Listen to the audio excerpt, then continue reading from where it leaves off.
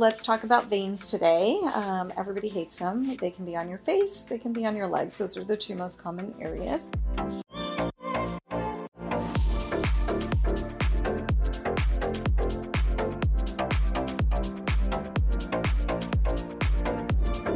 They're red, some of them are blue and purple. So what differentiates? So we call telangiectasias those tiny, really tiny red ones that you see.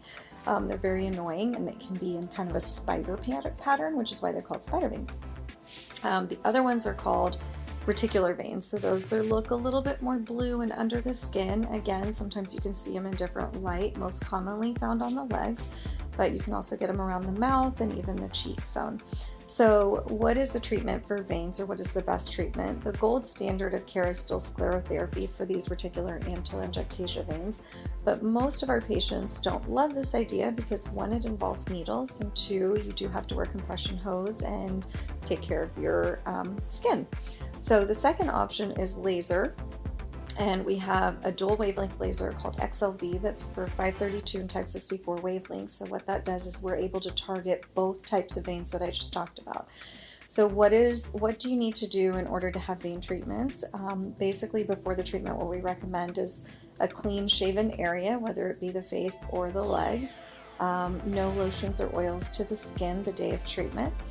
We still recommend, even with laser, wearing compression if you're willing to for at least 3 days, but that's really all you need to do before the treatment is bring that compression in, no oils or lotion to the skin, and have a shaved area for the area of treatment.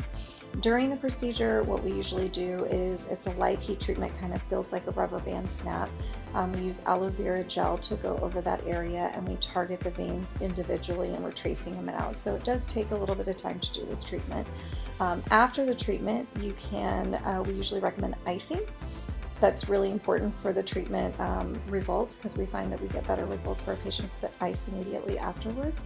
We usually recommend icing for about 24 hours post-procedure.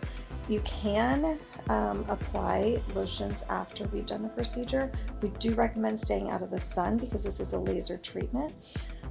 We also want to recommend compression, like I discussed before, for at least 3 days if possible. And this is the hardest part, is we ask that our patients don't exercise for about 48 hours because we want to decrease the blood flow to that area, especially for treating the legs. So that is, in a nutshell, what laser vein treatments entail.